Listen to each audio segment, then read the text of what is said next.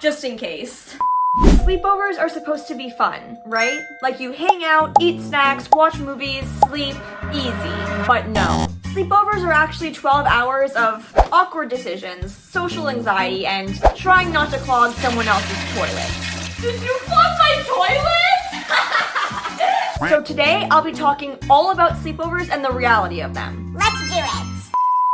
Before you even get there, packing is stressful. You're standing in your room just staring at your bag like, how much do I actually need? Because it's only one night, but you feel like you need options. So you start with the clothes, you need pajamas for tonight, but then you're like, wait, there's also tomorrow. So now you've already got 2 outfits. Then your brain just starts doing too much. What if I spill something? What if I poop my pants? Okay, now I need extra underwear. And suddenly now you've just packed way more than you actually need. Yet somehow you still managed to forget something. Wait, I forgot my charger!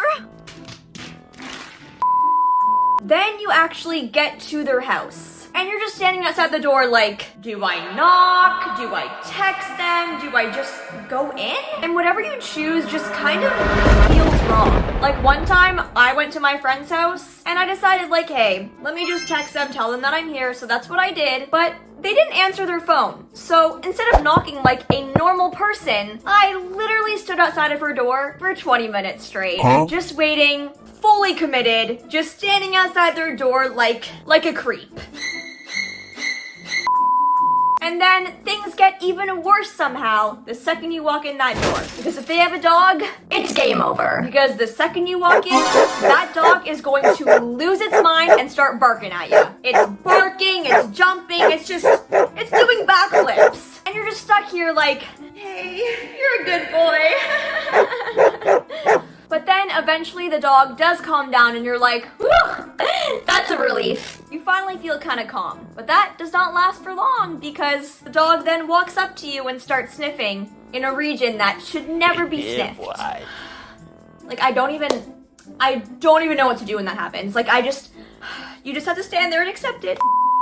And while that's happening, the parents are just there, staring at you. And you don't know what to do. Do I say hi? Do I wave? Do I thank them for letting me in their house? Like, I don't know what to do here. And it's that split second that you have to decide. And whatever you do just feels incredibly awkward. And of course your friend, they're no help. And they just walk away like everything's normal, while you're here like, what do I do? So now you're kind of there just by yourself and you're like, hi. Get out! Eventually, though, you escape with your friend to their room, and for a bit, everything's normal. You're just sitting there, talking on your phones, having a grand old time, and then it happens. You can feel that you're both kind of starting to get bored. So you start asking the infamous question, so, what do you want to do? I don't know, what do you want to do? And you guys just keep kind of going back and forth like, I don't know, what do you want to do? I don't know, what do you want to do? No, seriously, what do you want to do? It's your bit. No, what do you want to do? It's confusing and difficult because neither of you actually know what you want to do. So again, you're kind of just like just back and forth like, I don't know. And now, after doom scrolling for only God knows how long, you start to get hungry. You don't notice it at first, but it slowly hits you, and your stomach, it rumbles. And now you're just sitting there thinking about food. But you can't say that outright. No, you can't be the one that tells somebody that you want food. So you kind of beat around the bush. Like you casually bring up, what time do you guys usually eat at? Do you guys snack a lot? Wow. I haven't eaten in like forever. You're just trying to make it seem natural. And your friend is listening and you think they get the hint, right? And then they go, oh, I'll tell my mom you're hungry. No you won't. I'm not hungry. How about we're both hungry? Don't put it on me. Like this was not the plan. This is not what I was going for. So you then have to watch your friend get up off the bed and go talk to their mom. And now you're just sitting there in a full-blown panic as you hear your friend say, hey mom, Charlie's hungry. Like what? Why would you say my name? Why?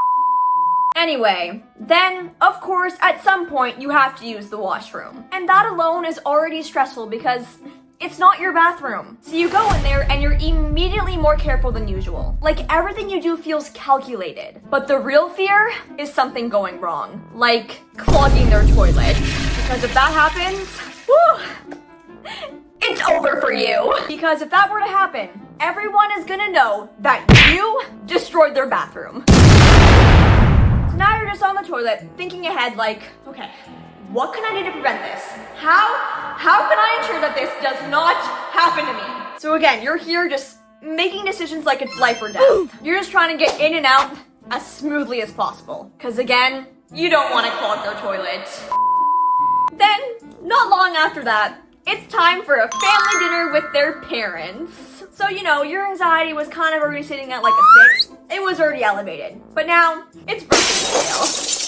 It's on Mars. But yeah, now you're just sitting at the family dinner table, and it feels like an interview. Everyone's just sitting there. It feels like they're watching you. You don't know what to do. Do you talk?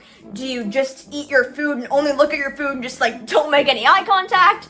Do you not eat your food and only make eye contact? Like, what do I do here? And then usually questions start. The parents start asking you like, what are your hopes and aspirations? What do you want to do with your life? I don't know, Janet. I just want to get through this family dinner. Then fast forward a little bit, and finally, nighttime hits, and you're no longer tired. You've been tired literally all day, but now, for some reason, you are full of energy. You're bouncing off the walls. You start laughing more, and everything is just so funny. Like, everything is hilarious. Like, even things that are not funny at all. And it just keeps getting worse. Like, you can't stop. Literally everything is so incredibly funny that you're gone. You are not here. You're gone. Like, your friend's saying a joke, you're adding on to the joke, and it is just, it's never-ending laughing. But then, out of nowhere, it just switches. You go from laughing to a full-on deep conversation at 2 a.m. You're talking about the future, your deepest, darkest fears, philosophical things you've never even thought about. You're just spilling so many things out here right now. And it's things that you've literally never told anyone before, and you will never tell anyone ever again. But for some reason at 2 a.m., it's like there's a truth serum in the air or something. And the next day, you guys never bring up anything that was discussed. Because these kind of conversations only ever exist at night. Then the clock strikes midnight and you're instantly hungry again. Like, it literally hits you out of nowhere. So now you're thinking, okay, I need to get food. But quietly, because again, everyone is sleeping. So you and your friend sneak out of the room and tiptoe to the kitchen, trying to be as quiet as possible. But everything at night is so loud. Like, literally every step, every movement sounds like a bomb. I don't get it. Like, you go and grab something, and the second you open that thing, and you immediately freeze because you're like, oh goodness, did anyone hear that? And then you hear the scariest phrase in human history. Go to bed! So of course you and your friend, your hearts are like beating out of your chest, and you sprint as fast as you can back to her room. Because you don't want to be caught late at night in the kitchen. Because you'll get in trouble.